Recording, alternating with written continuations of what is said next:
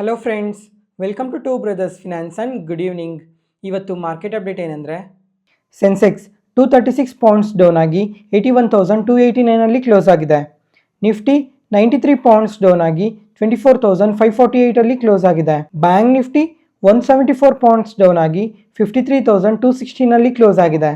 Friends, market news start ಮಾಡೋದಕ್ಕೂ ಮುಂಚೆ ಇವತ್ತಿಗೆ ಇದು 100ನೇ ಮಾರ್ಕೆಟ್ ನ್ಯೂಸ್ ಆಗಿದೆ. Thank you so much for your support. ಮೊದಲನೇ ವಿಡಿಯೋಯಿಂದ ಇವತ್ತಿನ ವಿಡಿಯೋವರೆಗೂ ತುಂಬಾ ಸಪೋರ್ಟ್ ಮಾಡ್ತಾನೆ ಬರ್ತಾ ಇದ್ದೀರಾ. 1 or 2 ಮಂತ್ಸ್ವರೆಗೂ ಮಾರ್ಕೆಟ್ ನ್ಯೂಸ್ನ ಸ್ಟಾಪ್ ಮಾಡ್ತಾ ಇದ್ದೀನಿ. ಅದಾದಮೇಲೆ ಇದೇ ಥರನೇ ಮಾರ್ಕೆಟ್ ನ್ಯೂಸ್ನ ಡೈಲಿ ಪೋಸ್ಟ್ ಮಾಡ್ತಾ ಇರ್ತೀನಿ. ಈ 2 ಮಂತ್ಸಲ್ಲಿ ಬರೀ ಮಾರ್ಕೆಟ್ ನ್ಯೂಸ್ನ ಮಾತ್ರನೇ ಸ್ಟಾಪ್ ಮಾಡ್ತಾ ಇರೋದು.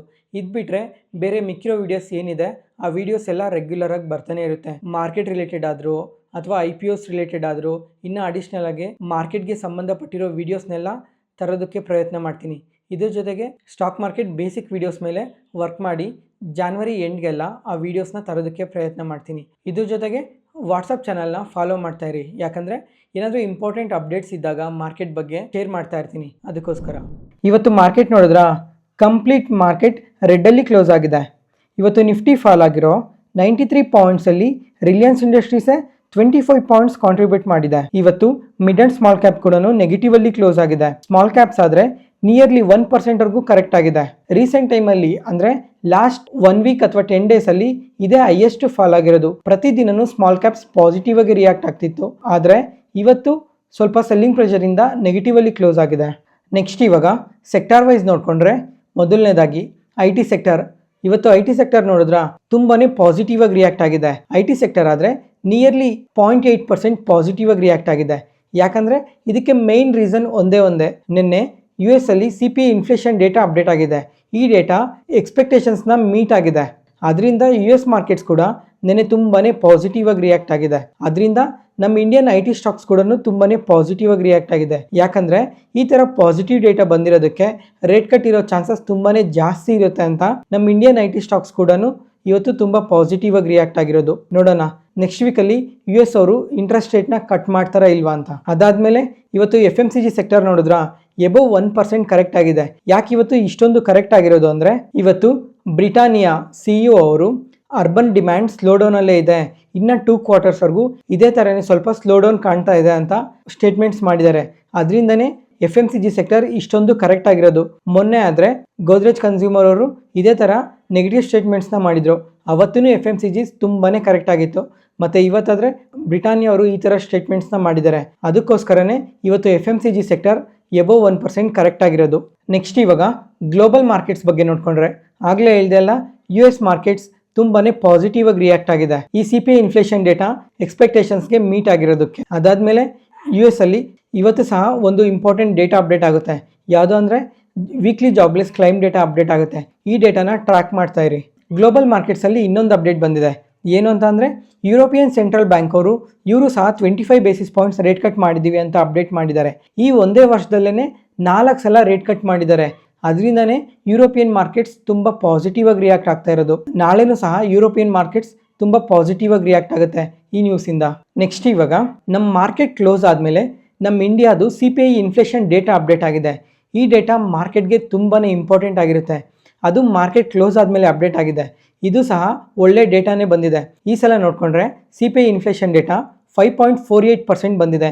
ಇದು ಲಾಸ್ಟ್ ಟೈಮ್ಗೆ ಕಂಪೇರ್ ಮಾಡಿಕೊಂಡ್ರೆ ಇದು ತುಂಬಾ ಬೆಟರ್ ಡೇಟಾ. ಇದು ಲಾಸ್ಟ್ ಟೈಮ್ ಅಕ್ಟೋಬರ್ ಮಂತಲ್ಲಾದರೆ ಇನ್ಫ್ಲೇಷನ್ ಎಷ್ಟಿತ್ತು ಹೇಳಿ, 6.21% ಇತ್ತು.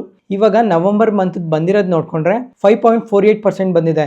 ಇದು ತುಂಬಾ ಬೆಟರ್ ಡೇಟಾ. ಇದೇ ಥರ ಇನ್ಫ್ಲೇಷನ್ ಏನಾದರೂ ಕಮ್ಮಿ ಆಗ್ತಾ ಹೋದರೆ ಫೆಬ್ರವರಿಯಲ್ಲಿ RBIಯಿಂದ ಒಂದು ರೇಟ್ ಕಟ್ನ ಎಕ್ಸ್ಪೆಕ್ಟ್ ಮಾಡ್ಬೋದು. ನೆಕ್ಸ್ಟ್ ಇವಾಗ FIDI ಡೇಟಾ ನೋಡಿಕೊಂಡ್ರೆ, ಕ್ಯಾಶ್ ಮಾರ್ಕೆಟಲ್ಲಿ FIIs ಮತ್ತೆ ಸೆಲ್ ಸೈಡ್ಗೆ ಬಂದಿದ್ದಾರೆ. ಇವತ್ತಾದರೆ 3,500 ಕೋಟಿ ಸೆಲ್ ಮಾಡಿದ್ದಾರೆ. DIs ಆದರೆ 2,600 ಕೋಟಿ ಬೈ ಸೈಡಲ್ಲೇ ಇದ್ದಾರೆ ಇವತ್ತು. FIIs ಯಾಕೆ ಈ ಥರ ಸೆಲ್ ಮಾಡ್ತಾ ಇರ್ಬೋದು ಅಂದರೆ, ಇವಾಗ ಮಾರ್ಕೆಟ್ಸಲ್ಲಿ ಸ್ವಲ್ಪ ಇಂಪಾರ್ಟೆಂಟ್ ಡೇಟಾಸ್ ಎಲ್ಲ ಅಪ್ಡೇಟ್ ಆಗ್ತಾ ಇದಾವಲ್ಲ, ಅದಕ್ಕೋಸ್ಕರ ಮಾರ್ಕೆಟ್ ಏನಾದರೂ ಮತ್ತೆ ಫಾಲ್ ಆಗ್ಬೋದು ಅಂತ ಈ ಥರ ಸೆಲ್ ಮಾಡ್ತಾ ಇರ್ಬೋದು. ಅದ್ರ ಜೊತೆಗೆ US ಪ್ರಕಾರ ನೋಡ್ಕೊಂಡ್ರು ತುಂಬಾ ಇಂಪಾರ್ಟೆಂಟ್ ಡೇಟಾಸ್ ಎಲ್ಲ ಅಪ್ಡೇಟ್ ಆಗ್ತಾ ಇದ್ದಾವೆ ಈ ವಾರ, ಅದಕ್ಕೋಸ್ಕರ ಸೆಲ್ ಮಾಡ್ತಾ ಇರ್ಬೋದು. ನೆಕ್ಸ್ಟ್ ಅದಾದಮೇಲೆ ನಮ್ಮ ಸಬ್ಸ್ಕ್ರೈಬರ್ ಒಬ್ಬರು ಒಂದು ಇಂಟ್ರೆಸ್ಟಿಂಗ್ ಕ್ವಶನ್ನ ಕೇಳಿದ್ದಾರೆ. ಏನಂತ ಅಂದರೆ, ಇವಾಗ ಎಕ್ಸಾಂಪಲ್ ನಮ್ಮ ಹತ್ರ 5 ಲಕ್ಷ ಇದೆ ಅಂದರೆ 5 ಲಕ್ಷನ ಎಷ್ಟು ಸ್ಟಾಕ್ಸ್ ಒಳಗಡೆ ಇನ್ವೆಸ್ಟ್ ಮಾಡ್ಬೋದು? ಅವ್ರು ಕೇಳಿರೋದು 5-6 ಸ್ಟಾಕ್ಸಲ್ಲಿ ಇನ್ವೆಸ್ಟ್ ಮಾಡ್ಬೋದಾ ಅಥವಾ 15ರಿಂದ 20 ಸ್ಟಾಕ್ಸ್ನ ಸೆಲೆಕ್ಟ್ ಮಾಡಿ ಇದರಲ್ಲಿ ಇನ್ವೆಸ್ಟ್ ಮಾಡಬೇಕಾ ಅಂತ ಕೇಳಿದ್ದಾರೆ. ಈ ಕ್ವಶನ್ನ ಯಾಕೆ ಮಾರ್ಕೆಟ್ ನ್ಯೂಸಲ್ಲಿ ಡಿಸ್ಕಸ್ ಮಾಡ್ತಾ ಇದ್ದೀನಿ ಅಂದರೆ ಈ ಥರ ಡೌಟ್ಸ್ ತುಂಬ ಜನಕ್ಕೆ ಇರುತ್ತೆ. ಅದಕ್ಕೋಸ್ಕರನೇ ಇದನ್ನ ಮಾರ್ಕೆಟ್ ನ್ಯೂಸಲ್ಲೇ ನಾನು ಡಿಸ್ಕಸ್ ಮಾಡ್ತಾ ಇರೋದು. 2 ಮಿನಿಟ್ಸಲ್ಲಿ ಇದನ್ನ ಎಕ್ಸ್ಪ್ಲೈನ್ ಮಾಡ್ತೀನಿ ನೋಡಿ. ಫಾರ್ ಎಕ್ಸಾಂಪಲ್, ನಿಮ್ಮ ಹತ್ರ 5 ಲಕ್ಷ ಇದೆ ಅಂದರೆ ಅದನ್ನ ನಿಮ್ಮ ರಿಸ್ಕ್ ಅಪಿಟೈಟ್ ನೋಡಿಕೊಂಡು ಲಾರ್ಜ್ ಕ್ಯಾಪಲ್ಲಿ ಎಷ್ಟು ಇನ್ವೆಸ್ಟ್ ಮಾಡಬೇಕು, ಮಿಡ್ ಕ್ಯಾಪಲ್ಲಿ ಎಷ್ಟು ಇನ್ವೆಸ್ಟ್ ಮಾಡಬೇಕು, ಸ್ಮಾಲ್ ಕ್ಯಾಪಲ್ಲಿ ಎಷ್ಟು ಇನ್ವೆಸ್ಟ್ ಮಾಡಬೇಕು ಅಂತ ನೋಡಿಕೊಂಡು ಇನ್ವೆಸ್ಟ್ ಮಾಡಬೇಕು. ಅದಾದಮೇಲೆ ನೀವೆಂದೇ ಆಗಲಿ ಸ್ಟಾಕ್ಸ್ ಪಿಕ್ ಮಾಡಬೇಕಾದ್ರೆ ವ್ಯಾಲ್ಯೂಯೇಷನ್ಸ್ನ ಚೆಕ್ ಮಾಡ್ಕೊಳ್ಳಿ. ಅದಾದಮೇಲೆ ಗ್ರೋತ್ ಯಾವ ಥರ ಇರುತ್ತೆ ಅಂತ ಅನಾಲಿಸಿಸ್ ಮಾಡಿ. ಇದೆಲ್ಲ ಆದಮೇಲೆ ಸ್ಟಾಕ್ಸ್ನ ಎಷ್ಟು ಪಿಕ್ ಮಾಡಬೇಕು ಇಲ್ಲಿ ಇಂಪಾರ್ಟೆಂಟ್. ಯಾಕಂದರೆ ಒಬ್ಬೊಬ್ಬರು ನಮ್ಮ ಹತ್ರ ದುಡ್ಡಿದೆ ಅಂತ ತುಂಬ ಸ್ಟಾಕ್ಸ್ನ ಪಿಕ್ ಮಾಡಿ ಎಲ್ಲ ಕಂಪನೀಸಲ್ಲೂ ಇನ್ವೆಸ್ಟ್ ಮಾಡಿಬಿಡ್ತಾರೆ. ಆದರೆ ಎಂದೂ ಆ ಥರ ಮಾಡಬಾರ್ದು. ಎಂದೇ ಆಗಲಿ ಲಿಮಿಟೆಡ್ ಸ್ಟಾಕ್ಸಲ್ಲಿ ಇನ್ವೆಸ್ಟ್ ಮಾಡಬೇಕು. ಇವಾಗ ನಿಮ್ಮ ಹತ್ರ ಒಂದು 5 ಲಕ್ಷ ಇದೆ, ಇನ್ನು ಅಡಿಷನಲ್ ಆಗಿ ಹೊಸದಾಗಿ ದುಡ್ಡು ಬರ್ಬೋದು. ಒಂದು 5 ರಿಂದ 8 ಸ್ಟಾಕ್ ಒಳಗಡೆ ಮಾತ್ರನೇ ಇನ್ವೆಸ್ಟ್ ಮಾಡಿ. ಈ ತರ 5 ರಿಂದ 8 ಸ್ಟಾಕ್ ನ ಪಿಕ್ ಮಾಡೋದ್ರಿಂದ ನೀವು ಕಂಪ್ಲೀಟ್ ಆಗಿ ಬಿಸ್ನೆಸ್ ನ ಅನಾಲಿಸಿಸ್ ಮಾಡಬೇಕು. ಟೈಮ್ ಟು ಟೈಮ್ ಟ್ರ್ಯಾಕ್ ಮಾಡ್ತಾ ಬರಬೇಕು. ಕಂಪ್ಲೀಟ್ ಬಿಸ್ನೆಸ್ ಯಾವ ತರ ನಡೀತಾ ಇದೆ ಅಂತ ಪ್ರತಿ ಒಂದು ಡೀಟೇಲ್ ತಿಳ್ಕೊಬೇಕಾಗುತ್ತೆ. ಅದ್ರ ಜೊತೆಗೆ ಮ್ಯಾನೇಜ್ಮೆಂಟ್ ಬಗ್ಗೆ ಸಹ ಕಂಪ್ಲೀಟ್ ಆಗಿ ತಿಳ್ಕೊಬೇಕು. ಜೊತೆಗೆ ಕಾನ್ ಕಾಲ್ ನ ಸಹ ಅಟೆಂಡ್ ಮಾಡಬೇಕು. ಈ ತರ ತುಂಬಾನೇ ಪ್ಯಾರಾಮೀಟರ್ಸ್ ನ ಟ್ರ್ಯಾಕ್ ಮಾಡ್ತಾ ಇರಬೇಕು ಒಂದು ಕಂಪನಿಯಲ್ಲಿ ಇನ್ವೆಸ್ಟ್ ಮಾಡಿದ್ರೆ. ಅದಕ್ಕೋಸ್ಕರ ನೀವು ಲಿಮಿಟೆಡ್ ಸ್ಟಾಕ್ಸ್ ಅಲ್ಲಿ ಇನ್ವೆಸ್ಟ್ ಮಾಡಬೇಕು. ಅಥವಾ ನೀವೇನಾದ್ರೂ ಕಂಪ್ಲೀಟ್ ಆಗಿ ಟೈಮ್ ಕೊಟ್ಟು ಅನಾಲಿಸಿಸ್ ಮಾಡಿ ಪ್ರತಿಯೊಂದನ್ನು ತಿಳ್ಕೊಂತೀನಿ ಅನ್ನಂಗಿದ್ರೆ ಮಾತ್ರ ನೀವು ನಿಮ್ಮ ಕ್ಯಾಪಬಿಲಿಟಿಗೆ ತಕ್ಕನಾಗಿ ನೀವು ಎಷ್ಟು ಸ್ಟಾಕ್ಸ್ನಾದ್ರೂ ಆ್ಯಡ್ ಮಾಡ್ಕೊಬೋದು ನಿಮ್ಮ ಪೋರ್ಟ್ಫೋಲಿಯೋಸಲ್ಲಿ. ಆದಷ್ಟು ನೀವು ಚೆನ್ನಾಗಿ ಟ್ರ್ಯಾಕ್ ಮಾಡಿದ್ರು ನಿಮ್ಮ ಪೋರ್ಟ್ಫೋಲಿಯೋಲ್ಲಿ ತುಂಬ ಸ್ಟಾಕ್ಸ್ನ ಇಟ್ಕೊಳಕ್ಕೆ ಹೋಗಬೇಡಿ. ಲಿಮಿಟೆಡ್ ಸ್ಟಾಕ್ಸ್ನ ಇಟ್ಕೊಳ್ಳಿ. ಪ್ರತಿಯೊಂದು ಅನಾಲಿಸಿಸ್ ಮಾಡ್ತಾ ಇರಿ. ಅದ್ರ ಜೊತೆಗೆ ನಮ್ಮ ಸೈಕಾಲಜಿ ಕೂಡ ತುಂಬಾನೇ ಇಂಪಾರ್ಟೆಂಟ್ ಆಗಿರುತ್ತೆ. ಯಾಕಂದ್ರೆ ಇವಾಗ ಕರೆಕ್ಷನ್ಸ್ ಅನ್ನೋದು ಕಾಮನ್ ಆಗಿರುತ್ತೆ. ಎಂದಾದರೂ ಒಂದು ಸ್ಟಾಕ್ 5% ಕರೆಕ್ಟ್ ಆಯಿತು ಅಂದರೆ ನಮಗೆ ಟೆನ್ಷನ್ ಬಂದ್ಬಿಡುತ್ತೆ. ಯಾಕಿದು ಇಷ್ಟೊಂದು ಕರೆಕ್ಟ್ ಆಗ್ತಾ ಇದೆ, ಮತ್ತೆ ಇನ್ನೂ ಕರೆಕ್ಟ್ ಆಗ್ತಾ ಹೋಗುತ್ತಾ, ನಮ್ಮ ದುಡ್ಡೆಲ್ಲ ಲಾಸ್ ಆಗುತ್ತಾ ಅಂತ ಯೋಚನೆ ಬರುತ್ತೆ. ಆದರೆ ಒಂದು ಸ್ಟಾಕಲ್ಲಿ ಇನ್ವೆಸ್ಟ್ ಮಾಡಿದಾಗ ಕಂಪ್ಲೀಟಾಗಿ ಕನ್ವಿಕ್ಷನ್ ಇಕ್ಕೊಬೇಕು. ಬಿಸ್ನೆಸ್ ಯಾವ ಥರ ಇದೆ, ಕಮಿಂಗ್ ಟೈಮಲ್ಲಿ ಗ್ರೋತ್ ಯಾವ ಥರ ಇರುತ್ತೆ ಅಂತ ಕಂಪ್ಲೀಟಾಗಿ ಅನಾಲಿಸಿಸ್ ಮಾಡಿದ್ರೆ ಮಾತ್ರನೇ ಒಂದು ಸ್ಟಾಕ್ನ ಪಿಕ್ ಮಾಡಿ ಆ ಸ್ಟಾಕಲ್ಲಿ ಇನ್ವೆಸ್ಟ್ ಮಾಡೋಕ್ಕಾಗೋದು. ಯಾವುದೇ ಪಾಯಿಂಟಲ್ಲಿ ನಾನು ಹೇಳೋ ಇನ್ಫಾರ್ಮೇಷನ್ ನಿಮಗೆ ಯೂಸ್ಫುಲ್ ಅನಿಸಿದ್ರೆ ಈ ವಿಡಿಯೋನ ಲೈಕ್ ಮಾಡಿ. ಮತ್ತು ನಿಮ್ಮ ಫ್ರೆಂಡ್ಸಲ್ಲಿ ಯಾರಿಗಾದ್ರೂ ಸ್ಟಾಕ್ ಮಾರ್ಕೆಟ್ ಬಗ್ಗೆ ಇಂಟ್ರೆಸ್ಟ್ ಇರೋರಿಗೆ ಈ ವಿಡಿಯೋಸ್ನ ಶೇರ್ ಮಾಡಿ. ಅವ್ರಿಗೂ ತುಂಬ ಉಪಯೋಗ ಆಗುತ್ತೆ. Market key updates. ಇವತ್ತು ಅದಾನಿ ಗ್ರೂಪ್ ಸ್ಟಾಕ್ಸ್ ಎಲ್ಲ ನೋಡಿದ್ರಾ ತುಂಬಾ ಪಾಸಿಟಿವ್ ಆಗಿ ರಿಯಾಕ್ಟ್ ಆಗಿದೆ. ಅದರಲ್ಲೂ ಅದಾನಿ ಗ್ರೀನ್ ಎನರ್ಜಿ ಆದರೆ ನಿಯರ್ಲಿ 9% ಪಾಸಿಟಿವ್ ಆಗಿ ರಿಯಾಕ್ಟ್ ಆಗಿದೆ. ಅದ್ರ ಜೊತೆಗೆ ಅದಾನಿ ಪವರ್ ಆದರೆ ನಿಯರ್ಲಿ 5 to 6% ಪಾಸಿಟಿವ್ ಆಗಿ ರಿಯಾಕ್ಟ್ ಆಗಿದೆ. ಯಾಕೆ ಇವತ್ತು ಅದಾನಿ ಸ್ಟಾಕ್ಸ್ ಇಷ್ಟು ಪಾಸಿಟಿವ್ ಆಗಿ ರಿಯಾಕ್ಟ್ ಆಗಿದೆ ಅಂದರೆ ಇದಕ್ಕೆ ಮಲ್ಟಿಪಲ್ ರೀಸನ್ಸ್ ಇದೆ. ಅದರಲ್ಲಿ ಅದಾನಿ ಗ್ರೀನ್ ಎನರ್ಜಿ ಯಾಕೆ ಸ್ಪೆಸಿಫಿಕ್ ಆಗಿ ಪಾಸಿಟಿವ್ ಆಗಿ ರಿಯಾಕ್ಟ್ ಆಗಿದೆ ಅಂದರೆ ಇವತ್ತು ಇವ್ರಿಗೆ 250 ಮೆಗಾವಾಟ್ಸ್ ಸೋಲಾರ್ ಪವರ್ ಪ್ರಾಜೆಕ್ಟ್ ಬಂದಿದೆ. ಮತ್ತು ಟೋಟಲ್ ಇವ್ರ ಕೆಪಾಸಿಟಿ ನೋಡಿಕೊಂಡ್ರೆ 11,434 ಮೆಗಾವಾಟ್ಸ್ಗೆ ರೀಚ್ ಆಗಿದೆ ಅಂತ ಪಾಸಿಟಿವ್ ಸ್ಟೇಟ್ಮೆಂಟ್ಸ್ ಮಾಡಿದ್ದಾರೆ. ಅದರಿಂದನೇ ಇವತ್ತು ಅದಾನಿ ಗ್ರೀನ್ ಎನರ್ಜಿ ಇಷ್ಟು ಪಾಸಿಟಿವ್ ಆಗಿ ರಿಯಾಕ್ಟ್ ಆಗಿರೋದು. ಮತ್ತು ಓವರಾಲ್ ಅದಾನಿ ಗ್ರೂಪೇ ಏನಕ್ಕೆ ಇವತ್ತು ಪಾಸಿಟಿವ್ ಆಗಿ ರಿಯಾಕ್ಟ್ ಆಗಿದೆ ಅಂದರೆ ಲಾಸ್ಟ್ ವಿಡಿಯೋಸಲ್ಲೇ ಮಾತಾಡ್ಕೊಂಡಿದ್ವಲ್ಲ, US ಇಂದ ಏನು ಅಲಿಗೇಷನ್ಸ್ ಬಂದಿತ್ತು ಇವಾಗ ಪ್ರೀವಿಯಸ್ ವಿಡಿಯೋಸಲ್ಲೇ ಮಾತಾಡ್ಕೊಂಡಿದ್ವಿ. US ಅವರು ಅದಾನಿ ಗ್ರೂಪ್ ಮೇಲೆ ಅಲಿಗೇಷನ್ಸ್ ಮಾಡಿದ್ರು ಅಂತ. ಅಲಿಗೇಷನ್ಸ್ ಮಾಡಿರೋ ಮೇನ್ ಪರ್ಸನ್ಸ್ ಇದಾರಲ್ಲ, FBI ಡೈರೆಕ್ಟರ್ ಅವರು, ಇವಾಗ ಪ್ರೆಸಿಡೆಂಟ್ ಇದಾರಲ್ಲ ಜೋ ಬೈಡನ್ ಅವರು ಟರ್ಮ್ ಎಂಡ್ ಆಗ್ತಿದ್ದಂಗೆ ಈ FBI ಡೈರೆಕ್ಟರ್ ಸಹ ರಿಸೈನ್ ಮಾಡ್ತೀವಿ ಅಂತ ಅಪ್ಡೇಟ್ ಮಾಡಿದ್ದಾರೆ. ಅದರಿಂದನೇ ಇವತ್ತು ಅದಾನಿ ಗ್ರೂಪ್ ಸ್ಟಾಕ್ಸ್ ಎಲ್ಲ ಇಷ್ಟು ಪಾಸಿಟಿವ್ ಆಗಿ ರಿಯಾಕ್ಟ್ ಆಗಿರೋದು. ಇದ್ರ ಜೊತೆಗೆ ಅದಾನಿ ಸ್ಟಾಕ್ಸಲ್ಲೆಲ್ಲ ಇವತ್ತು ಹೆವಿ ವಾಲ್ಯೂಮ್ ಬೈಯಿಂಗ್ ನಡೆದಿದೆ. ಅದರಿಂದನೇ ಈ ಸ್ಟಾಕ್ಸ್ ಎಲ್ಲ ಇಷ್ಟು ಪಾಸಿಟಿವ್ ಆಗಿ ರಿಯಾಕ್ಟ್ ಆಗಿರೋದು. ಮತ್ತು ಅದಾನಿ ಪೋರ್ಟ್ಸ್ ಬಗ್ಗೆ ಒಂದು ಅಪ್ಡೇಟ್ ಇದೆ. ಏನಂತ ಅಂದರೆ ಶ್ರೀಲಂಕಾ ಪೋರ್ಟ್ ಬಗ್ಗೆ ಐಡಿಯಾ ಇದೆ ಅಲ್ಲ, ಲಾಸ್ಟ್ 1-2 ಇಯರ್ಸಿಂದ ಶ್ರೀಲಂಕಾದಲ್ಲಿ ಪೋರ್ಟ್ ಕನ್ಸ್ಟ್ರಕ್ಷನ್ಗೋಸ್ಕರ ಅದಾನಿ ಅವರು ಕನ್ಸ್ಟ್ರಕ್ಷನ್ಸ್ನ ನಡೆಸ್ತಾನೆ ಇದ್ದಾರೆ.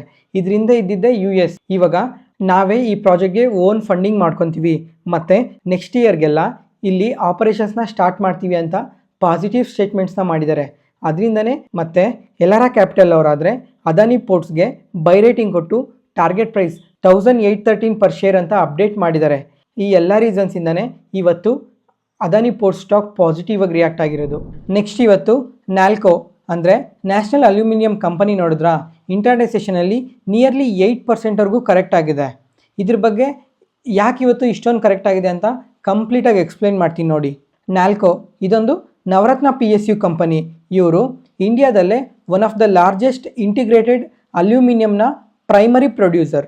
ಇವತ್ತು ಏನಕ್ಕೆ ಫಾಲ್ ಆಯಿತು ಅಂತ ಸಿಂಪಲಾಗಿ ಎಕ್ಸ್ಪ್ಲೈನ್ ಮಾಡ್ತೀನಿ 3 ಪಾಯಿಂಟ್ಸಲ್ಲಿ. ನ್ಯಾಲ್ಕೋ ಅವ್ರ ಬಿಸ್ನೆಸ್ ಬಗ್ಗೆ ನೋಡಿಕೊಂಡ್ರೆ ಇವರು ಅಲ್ಯೂಮಿನಿಯಂನ ಪ್ರೊಡ್ಯೂಸ್ ಮಾಡ್ತಾರೆ. ಇದು ಅಲ್ಯೂಮಿನಿಯಂನ ಕೀ ರಾ ಮೆಟೀರಿಯಲ್. ಇವಾಗ ಮುಂಚೆ ಏನಾಗಿತ್ತು ಅಂದರೆ ಈ ಅಲ್ಯೂಮಿನಿಯಂ ಪ್ರೈಸಸ್ ಇದೆಲ್ಲ, ಈ ಅಲ್ಯೂಮಿನಿಯಂ ಪ್ರೈಸಸ್ ಮುಂಚೆ $600 per ಟನ್ ಇತ್ತು. ಇದು ಸಡನ್ನಾಗಿ ಇನ್ಕ್ರೀಸ್ ಆಗಿ $820 ಪರ್ ಟನ್ವರೆಗೂ ರೀಚ್ ಆಗಿತ್ತು. ಅವಾಗ ಈ ಥರ ಪ್ರೈಸಸ್ ಇನ್ಕ್ರೀಸ್ ಆದರೆ ಇವ್ರಿಗೆ ಒಳ್ಳೆ ರೆವೆನ್ಯೂಸ್ ಜನರೇಟ್ ಆಗೋದು. ಆದರೆ $820 per ton all time highest ಹೆಚ್ಚಾಗಿ ಅಲ್ಲಿಂದ ಅಲ್ಯೂಮಿನಿಯಂ ಪ್ರೈಸ್ ಅನ್ನೋದು ಕರೆಕ್ಟ್ ಆಗ್ತಾ ಬಂದಿದೆ. ಇವಾಗ ಕರೆಂಟ್ ಪ್ರೈಸ್ ನೋಡ್ಕೊಂಡ್ರೆ $700 ಪರ್ ಟನ್ ಇದೆ. ಇಷ್ಟೊಂದು ಫಾಲ್ ಆಗಿದೆ. ಈ ಥರ ಫಾಲ್ ಆಗಿರೋದ್ರಿಂದ ಇವ್ರ ರೆವೆನ್ಯೂಸ್ ಎಫೆಕ್ಟ್ ಆಗುತ್ತೆ ಅಂತ ಶೇರ್ ಪ್ರೈಸ್ ಕರೆಕ್ಟ್ ಆಗಿರೋದು. ಇದು ಮೊದಲನೇ ರೀಸನ್. ಸೆಕೆಂಡ್ನೇ ಪಾಯಿಂಟ್ ಏನು ಅಂದರೆ, ಇವಾಗ ಚೈನಾದವರು ಈ ಅಲ್ಯೂಮಿನಿಯಂ ಸ್ಮೆಲ್ಟರ್ಸ್ನ ಕಂಪ್ಲೀಟಾಗಿ ಸ್ಟಾಪ್ ಮಾಡಾಕಿದ್ದಾರೆ. ಅಂದರೆ ಈ ಸ್ಮೆಲ್ಟರ್ಸ್ ಅಂದರೆ ಏನು ಗೊತ್ತಾ, ಇವಾಗ ಈ ಅಲ್ಯೂಮಿನಿಯಂನ ಪ್ರೊಡ್ಯೂಸ್ ಮಾಡಬೇಕಂದ್ರೆ ರಾ ಮೆಟೀರಿಯಲ್ ಏನು ಅಂದರೆ ಅಲ್ಯೂಮಿನಿಯಂ. ಈ ಅಲ್ಯೂಮಿನಿಯಂ ಪ್ರೈಸಸ್ ಇನ್ಕ್ರೀಸ್ ಆಗೋಗಿದೆ ಅಂತ ಅವರು ಆಪರೇಷನ್ಸ್ನ ಕಂಪ್ಲೀಟಾಗಿ ಸ್ಟಾಪ್ ಮಾಡಾಕಿದ್ದಾರೆ. ಇದರಿಂದ ಅಲ್ಯೂಮಿನಿಯಂ ಡಿಮ್ಯಾಂಡ್ ಅನ್ನೋದು ಡಿಕ್ರೀಸ್ ಆಗ್ತಾ ಇದೆ. ಅದರಿಂದ ಇದು ಪ್ರೈಸ್ ಮೇಲೆ ಇಂಪ್ಯಾಕ್ಟ್ ಆಗ್ತಾ ಇದೆ. ಇದು ಎರಡನೇ ರೀಸನ್. ಇವಾಗ ಈ ಥರ ಡಿಮ್ಯಾಂಡ್ ಡಿಕ್ರೀಸ್ ಆಗಿರೋದಕ್ಕೆ ಮುಂಚೆ ಏನು ಇವರು ತಯಾರಿಸಿದ್ದಾರೆ ಆ ಸ್ಟಾಕ್ ಎಲ್ಲ ಅದೇ ಥರನೇ ಉಳಿದೋಗಿದೆ. ಅದರಿಂದ ಕೂಡ ಎಫೆಕ್ಟ್ ಆಗ್ತಾ ಇದೆ. ಥರ್ಡ್ನೇ ಪಾಯಿಂಟ್ ಏನು ಅಂದರೆ, ಆಸ್ಟ್ರೇಲಿಯಾದಲ್ಲಿ ಅಲ್ಯೂಮಿನಿಯಂ ಸ್ಮೆಲ್ಟರ್ಸ್ ಇದ್ದಾರೆ. ಅವರು ಸಹ 50% ಪ್ರೊಡಕ್ಷನ್ ಗೈಡೆನ್ಸ್ನ ಡೌನ್ಗ್ರೇಡ್ ಮಾಡಿದ್ದಾರೆ. ಇದರಿಂದ ಗ್ಲೋಬಲಿ ಅಲ್ಯೂಮಿನಿಯಂ ಪ್ರೈಸ್ ಮೇಲೆ ಇನ್ನೂ ತುಂಬಾ ಎಫೆಕ್ಟ್ ಆಗುತ್ತೆ. ಇದ್ರ ಜೊತೆಗೆ ಕೊಟಕ್ ಸೆಕ್ಯೂರಿಟೀಸ್ ಆದರೆ ನಾಲ್ಕೋ ಕಂಪನಿನ ಡೌನ್ಗ್ರೇಡ್ ಮಾಡಿದ್ದಾರೆ. ಈ ಎಲ್ಲ ಓವರ್ ಆಲ್ ರೀಸನ್ಸ್ ಇಂದನೇ ಇವತ್ತು ನಾಲ್ಕೋ ಕಂಪನಿ ಇಷ್ಟು ಫಾಲ್ ಆಗಿರೋದು. ಇದ್ರ ಜೊತೆಗೆ ನಿಯರ್ ಟರ್ಮ್ ರಿಸ್ಕ್ ಅನ್ನೋದು ಇದ್ದೇ ಇದೆ ಅಲ್ಲ, ಅದಕ್ಕೋಸ್ಕರ ಶೇರ್ ಪ್ರೈಸ್ ಇಷ್ಟೊಂದು ಕರೆಕ್ಟ್ ಆಗಿರೋದು. ಇವತ್ತು ಎಕ್ಸ್ಚೇಂಜ್ ಫೈಲಿಂಗಲ್ಲಿ HDFC ಅವರು ಇವ್ರಿಗೆ ಸೆಬಿಯಿಂದ ಒಂದು ವಾರ್ನಿಂಗ್ ಲೆಟರ್ ಬಂದಿದೆ ಅಂತ ಅಪ್ಡೇಟ್ ಮಾಡಿದ್ದಾರೆ. HDFC ಅವ್ರು ಏನು ತಪ್ಪು ಮಾಡಿದ್ದಾರೆ, ಇವ್ರಿಗೆ ಯಾಕೆ ವಾರ್ನಿಂಗ್ ಲೆಟರ್ ಬಂದಿದೆ ಅಂತ ಇವಾಗ ಎಕ್ಸ್ಪ್ಲೇನ್ ಮಾಡ್ತೀನಿ ನೋಡಿ. ಸೆಬಿ ಅವರು HDFC ಅವ್ರ ಬಗ್ಗೆ ಏನು ಹೇಳ್ತಾ ಇದ್ದಾರೆ ಅಂದರೆ, HDFC ಅವರು ಕೆಲವೊಂದು ಸೆಬಿ ರೆಗ್ಯುಲೇಷನ್ಸ್ನ ಫಾಲೋ ಮಾಡ್ತಿಲ್ಲ, ಎಸ್ಪೆಷಲಿ ಮರ್ಚೆಂಟ್ ಬ್ಯಾಂಕಿಂಗ್ ವಿಷಯದಲ್ಲಿ. ಮತ್ತು HDFC ಬ್ಯಾಂಕ್ ಅವರು ಅವ್ರ ಹತ್ರ ಇರೋ ಕ್ಯಾಪಿಟಲ್ನ ಎಲ್ಲೆಲ್ಲಿ ಇನ್ವೆಸ್ಟ್ ಮಾಡ್ತಾ ಇದ್ದಾರೆ, ಯಾವ ಥರ ಇನ್ವೆಸ್ಟ್ ಮಾಡ್ತಾ ಇದ್ದಾರೆ, ಇವುಗಳ ಬಗ್ಗೆ ಎಲ್ಲ ಕಂಪ್ಲೀಟಾಗಿ ತಿಳಿಸಿ ಅಂತ ಅಪ್ಡೇಟ್ ಮಾಡಿದ್ದಾರೆ. ಮತ್ತು ಇನ್ಸೈಡರ್ ಟ್ರೇಡಿಂಗ್ ಬಗ್ಗೆ ಸಹ ಹೈಲೈಟ್ ಮಾಡಿದ್ದಾರೆ. ಮತ್ತು ಈ ಲೆಟರ್ಗೆ HDFC ಬ್ಯಾಂಕ್ ಅವರು ಏನು ರಿಪ್ಲೈ ಕೊಟ್ಟಿದ್ದಾರೆ ಅಂದರೆ, ಈ ವಾರ್ನಿಂಗ್ ಲೆಟರಲ್ಲಿ ಏನೇನು ಪಾಯಿಂಟ್ನ ಹೈಲೈಟ್ ಮಾಡಿದಾರೋ ಆ ಎಲ್ಲ ಪಾಯಿಂಟ್ ಬಗ್ಗೆನೂ ಕಮ್ಮಿಂಗ್ ಟೈಮಲ್ಲಿ ನಾವು ರೀಸಾಲ್ವ್ ಮಾಡ್ತೀವಿ, ಕರೆಕ್ಟಾಗಿ ಅಪ್ಡೇಟ್ ಮಾಡ್ತೀವಿ ಅಂತ ಹೇಳಿದ್ದಾರೆ. ಮತ್ತು ಈ ಥರ ವಾರ್ನಿಂಗ್ ಲೆಟರಿಂದ HDFC ಬ್ಯಾಂಕ್ನ ಫಿನಾನ್ಷಿಯಲ್ ಆ್ಯಕ್ಟಿವಿಟಿ ಮತ್ತು ಆಪರೇಷನಲ್ ಆ್ಯಕ್ಟಿವಿಟಿ ಯಾವುದೇ ಥರ ಇಂಪ್ಯಾಕ್ಟ್ ಇರಲ್ಲ ಅಂತಲೂ ಅಪ್ಡೇಟ್ ಮಾಡಿದ್ದಾರೆ. ಈ ಥರ ವಾರ್ನಿಂಗ್ ಲೆಟರ್ ಬಂದಿರೋದಕ್ಕೇ ಇವತ್ತು HDFC ಸ್ಟಾಕ್ ಸ್ವಲ್ಪ ನೆಗೆಟಿವ್ ಆಗಿ ರಿಯಾಕ್ಟ್ ಆಗಿರೋದು. ನೆಕ್ಸ್ಟ್ ಇವಾಗ ವಿಶಾಲ್ ಮಾರ್ಟ್ IPO ಬಗ್ಗೆ ಮಾತಾಡಬೇಕು. ಈ IPO ಇನ್ನು ಮಾರ್ಕೆಟಲ್ಲಿ ಓಪನಲ್ಲೇ ಇದೆ. ಎರಡನೇ ದಿನನೇ ಕಂಪ್ಲೀಟಾಗಿ ಸಬ್ಸ್ಕ್ರೈಬ್ ಆಗೋಗಿದೆ. ಅದರಲ್ಲಿ ರಿಟೇಲ್ ಇನ್ವೆಸ್ಟರ್ಸ್ ಆದರೆ 90% ಸಬ್ಸ್ಕ್ರೈಬ್ ಆಗಿದ್ದಾರೆ. ಇವಾಗ ರಿಟೇಲ್ ಇನ್ವೆಸ್ಟರ್ಸ್ ಅಲೋಕೇಶನ್ಸ್ ನೋಡಿಕೊಂಡ್ರೆ ಬರೀ 35% ಮಾತ್ರ ಇರೋದು. ಆದರೆ ಸಬ್ಸ್ಕ್ರೈಬ್ ಆಗಿರೋದು ನೋಡಿಕೊಂಡ್ರೆ 90% ಸಬ್ಸ್ಕ್ರೈಬ್ ಆಗಿದ್ದಾರೆ. ಮತ್ತು QIBs ಆದರೆ 27% ಸಬ್ಸ್ಕ್ರೈಬ್ ಆಗಿದ್ದಾರೆ. ಇವಾಗ ಗ್ರೇ ಮಾರ್ಕೆಟ್ ಪ್ರೀಮಿಯಂ ನೋಡಿಕೊಂಡ್ರೆ 30% ಪ್ರೀಮಿಯಮಲ್ಲಿ ಲಿಸ್ಟ್ ಆಗೋ ಚಾನ್ಸಸ್ ತುಂಬಾ ಜಾಸ್ತಿ ಇದೆ. ನೋಡೋಣ ಎಷ್ಟರಲ್ಲಿ ಲಿಸ್ಟ್ ಆಗುತ್ತೆ ಅಂತ. ಅದಾದಮೇಲೆ ಇವತ್ತೊಂದು ಆರ್ಟಿಕಲ್ ನೋಡಿದೆ. ಈ ಆರ್ಟಿಕಲಲ್ಲಿ ವಿಶಾಲ್ ಮಾರ್ಟ್ಗೂ ಮತ್ತು ಅವೆನ್ಯೂ ಸೂಪರ್ ಮಾರ್ಟ್ ಅಂದರೆ ಡಿ ಮಾರ್ಟ್ಗೂ ಕಂಪ್ಯಾರಿಸನ್ ಮಾಡ್ತಾ ಇದ್ದಾರೆ. ರೆವೆನ್ಯೂಸ್ ಯಾವ ಥರ ಇದೆ, ಗ್ರೋತ್ ಯಾವ ಥರ ಇದೆ, ಪ್ರಾಫಿಟ್ಸ್ ಎಲ್ಲ ಯಾವ ಥರ ಇದೆ ಅಂತ ನೋಡಿಕೊಂಡ್ರೆ ವಿಶಾಲ್ ಮಾರ್ಟ್ ಅವ್ರ ರೆವೆನ್ಯೂಸು ಪ್ರಾಫಿಟ್ಸು ಬೆಟರಾಗಿ ಕಾಣ್ತಾ ಇದೆ. ಇದ್ರ ಜೊತೆಗೆ ಇವರು ವಿಶಾಲ್ ಮಾರ್ಟ್ ಅವರು ಕಾನ್ಸಂಟ್ರೇಟ್ ಮಾಡದೆ ಟೈರ್ 2 ಟೈರ್ 3 ಸಿಟೀಸಲ್ಲಿ, ಅದರಿಂದ ಎಕ್ಸ್ಪ್ಯಾನ್ಷನ್ ಇನ್ನೂ ಚೆನ್ನಾಗಿ ಬೇಗ ಮಾಡ್ತಾ ಇದ್ದಾರೆ ಅಂತ ಅಪ್ಡೇಟ್ ಬಂದಿದೆ. ಮತ್ತು ಈ ವಿಶಾಲ್ ಮಾರ್ಟ್ IPO ಬಗ್ಗೆ ಕಂಪ್ಲೀಟಾಗಿ ಒಂದು ವಿಡಿಯೋ ಮಾಡಿದ್ದೀನಿ. ಆ ವಿಡಿಯೋ ಡಿಸ್ಕ್ರಿಪ್ಷನಲ್ಲಿ ಕೊಟ್ಟಿರ್ತೀನಿ, ಒಂದ್ಸಲ ಚೆಕ್ ಮಾಡಿ ನೀವು ಅಪ್ಲೈ ಮಾಡೋದಕ್ಕೂ ಮುಂಚೆ. ವಾರೆ ಎನರ್ಜೀಸ್ ಈ ಕಂಪನಿ ನೋಡ್ತಾ ಇದ್ದೀರಾ, ಲಾಸ್ಟ್ 3 ದಿನದಿಂದ ತುಂಬಾ ಪಾಸಿಟಿವ್ ಆಗಿ ರಿಯಾಕ್ಟ್ ಆಗ್ತಾ ಇದೆ. ಯಾಕಂದರೆ ಲಾಸ್ಟ್ 3 ದಿನದಿಂದ ಮಲ್ಟಿಪಲ್ ಆರ್ಡರ್ಸ್ನ ವಿನ್ ಆಗ್ತಾ ಇದ್ದಾರೆ. ಅದಕ್ಕೋಸ್ಕರನೇ ತುಂಬ ಪಾಸಿಟಿವ್ ಆಗಿ ರಿಯಾಕ್ಟ್ ಆಗ್ತಾ ಇರೋದು. ಅದಾದಮೇಲೆ ಇವತ್ತು ನೋಡಿದ್ರಾ, ಒಂದು ಪಾಯಿಂಟ್ ಆಫ್ ಟೈಮಲ್ಲಿ ನಿಯರ್ಲಿ 10%ವರೆಗೂ ಪಾಸಿಟಿವ್ ಆಗಿ ರಿಯಾಕ್ಟ್ ಆಗಿದೆ. ಯಾಕಂದರೆ ಈ ವಾರೆ ಎನರ್ಜಿಗೆ ಒಂದು ಸಬ್ಸಿಡರಿ ಕಂಪನಿ ಇದೆ, ಅದೇ ವಾರೆ ಫಾರೆವರ್ ಎನರ್ಜಿ ಪ್ರೈವೇಟ್ ಲಿಮಿಟೆಡ್. ಈ ಕಂಪನಿಗೆ ಒಂದು 170 ಮೆಗಾವಾಟ್ಸ್ ಸೋಲಾರ್ ಪವರ್ ಪ್ಲಾಂಟ್ಗೆ ಆರ್ಡರ್ ವಿನ್ ಆಗಿದೆ. ಮತ್ತೆ ಇದ್ರ ಜೊತೆಗೆ ಹೆವಿ ವಾಲ್ಯೂಮ್ ಬೈಯಿಂಗ್ ಇಂದಾನೆ ಇವತ್ತು ಇಷ್ಟು ಪಾಸಿಟಿವ್ ಆಗಿ ರಿಯಾಕ್ಟ್ ಆಗಿರೋದು. ಬಜಾಜ್ ಹೌಸಿಂಗ್ ಫಿನಾನ್ಸ್ ಈ ಕಂಪನಿ ನೋಡಿದ್ರಾ, ಇವತ್ತು ಇಂಟರ್ಡೇ ಸೆಷನಲ್ಲಿ ಶೇರ್ ಪ್ರೈಸ್ ನಿಯರ್ಲಿ 6% ವರೆಗೂ ಕರೆಕ್ಟ್ ಆಗಿದೆ. ಯಾಕಂದರೆ ಈ ಕಂಪನಿ IPO ಆಗಿ ಬಂದು ಮಾರ್ಕೆಟ್ಗೆ ಲಿಸ್ಟ್ ಆಗಿ ಆಗಲೇ 3 ಮಂತ್ಸ್ ಆಗಿದೆ. 3 ಮಂತ್ಸ್ ಆದಮೇಲೆ ಅದರಿಂದ ಆಂಕರ್ ಲಾಕ್ ಇನ್ ಪೀರಿಯಡ್ ಇವತ್ತಿಗೆ ಎಂಡ್ ಆಗಿದೆ. ಅಂದ್ರೆ ಇದೇನೋ ನೆಗೆಟಿವ್ ಅಂತ ತಿಳ್ಕೊಬೇಡಿ, ಇದು just anchor lock in period end ಆಗಿದೆ. ಅಂದ್ರೆ ಇವತ್ತಿಂದ ಅಡಿಷನಲ್ ಆಗಿ 12.5 crores ಶೇರ್ಸ್ ಟ್ರೇಡ್ಸ್ ಗೆ ಎಲಿಜಿಬಲ್ ಆಗುತ್ತೆ. ಮತ್ತೆ ಈ ಲಾಕ್ ಇನ್ ಪೀರಿಯಡ್ ಎಂಡ್ ಆಗಿರೋದಕ್ಕೆ ಇವತ್ತು ಯಾರಾದ್ರೂ ಆಂಕರ್ ಇನ್ವೆಸ್ಟರ್ಸ್ ಸ್ವಲ್ಪ ಸೆಲ್ ಮಾಡಿರ್ಬೇಕು, ಅದರಿಂದನೇ ಇವತ್ತು ಶೇರ್ ಪ್ರೈಸ್ ಇಷ್ಟು ಕರೆಕ್ಟ್ ಆಗಿರೋದು. ಇದು ಬಿಟ್ರೆ ಬೇರೆ ನೆಗೆಟಿವ್ ಪಾಯಿಂಟ್ಸ್ ಏನೂ ಇಲ್ಲ ಈ ಫಾಲ್ಗೆ. ಇದ್ರ ಜೊತೆಗೆ ಶೇರ್ ಪ್ರೈಸ್ ಆಲ್ ಟೈಮ್ ಐಸಿಂದ ನಿಯರ್ಲಿ 30% ಕರೆಕ್ಟ್ ಆಗಿದೆ. ಅದರಿಂದನೂ ಸ್ವಲ್ಪ ಸೆಲ್ಲಿಂಗ್ ಪ್ರೆಷರ್ ಜಾಸ್ತಿ ಆಗಿರ್ಬೋದು. ಗ್ಲ್ಯಾಂಡ್ ಫಾರ್ಮಾ ಈ ಕಂಪನಿ ಸಹ ಮಾರ್ಕೆಟ್ ಓಪನಿಂಗ್ ಟೈಮಲ್ಲಿ ತುಂಬಾನೇ ಪಾಸಿಟಿವ್ ಆಗಿ ರಿಯಾಕ್ಟ್ ಆಯಿತು. ಯಾಕಂದ್ರೆ USFDA ಇಂದ ಒಂದು ಡ್ರಗ್ಗೆ ಅಪ್ರೂವಲ್ ಸಿಕ್ಕಿದೆ. ಆ ಡ್ರಗ್ ಯಾವುದು ಅಂದ್ರೆ ಫೈಟೋನಾಡಿಯೋಲ್. ಈ ಡ್ರಗ್ ಏನಕ್ಕಂದ್ರೆ ವಿಟಮಿನ್ ಕೆ ಡಿಫಿಷಿಯನ್ಸಿ ಇರೋರ್ಗೆ ಬ್ಲಡ್ ಕ್ಲಾಟ್ ಆಗ್ತಾ ಇರುತ್ತೆ, ಅದಕ್ಕೋಸ್ಕರ ಈ ಡ್ರಗ್ ನ ಬಳಸ್ತಾರೆ ಅಂತ ಅಪ್ಡೇಟ್ ಮಾಡಿದ್ದಾರೆ. ಮತ್ತೆ ಈ ಡ್ರಗ್ ಇಂದಾನೆ ಅಪ್ರಾಕ್ಸಿಮೇಟ್ಲಿ 15 ಮಿಲಿಯನ್ ರೆವೆನ್ಯೂಸ್ ಬರೋ ಚಾನ್ಸಸ್ ಇದೆ ಅಂತ ಅಪ್ಡೇಟ್ ಮಾಡಿದ್ದಾರೆ. ಅದರಿಂದನೇ ಇವತ್ತು ಮಾರ್ನಿಂಗ್ ಅಲ್ಲಿ ಶೇರ್ ಪ್ರೈಸ್ ನಿಯರ್ಲಿ 5% ಪಾಸಿಟಿವ್ ಆಗಿ ರಿಯಾಕ್ಟ್ ಆಯಿತು. ಮತ್ತೆ ಮಾರ್ಕೆಟ್ ಸ್ವಲ್ಪ ಕರೆಕ್ಟ್ ಆಗ್ತಾ ಬರ್ತಾ ಶೇರ್ ಪ್ರೈಸ್ ಕೂಡ ಕರೆಕ್ಟ್ ಆಗ್ತಾ ಬಂದಿದೆ. ರಿಲಯನ್ಸ್ ಪವರ್ ಈ ಸ್ಟಾಕ್ ಇವತ್ತು 5% ಪಾಸಿಟಿವ್ ಆಗಿ ಮೂವ್ ಆಗಿದೆ. ಯಾಕಂದ್ರೆ SECI solar energy corporation of ಇಂಡಿಯಾದವರು ಒಂದು ಆಕ್ಷನ್ ಕರೆದಿದ್ದಾರೆ. ಇದ್ರ ಬಗ್ಗೆ ನಿನ್ನೆ ವಿಡಿಯೋದಲ್ಲೂ ಕೂಡ ಮಾತಾಡ್ಕೊಂಡಿದ್ವಿ. ಯಾವಾಗ ಅಂದ್ರೆ NTPC ಗ್ರೀನ್ ಎನರ್ಜಿ ಅವರು ಒಂದು ಆರ್ಡರ್ ವಿನ್ ಆಗಿದ್ದಾರೆ SECI ಇಂದ ಅಂತ ಅಪ್ಡೇಟ್ ಮಾಡಿದ್ದೆ.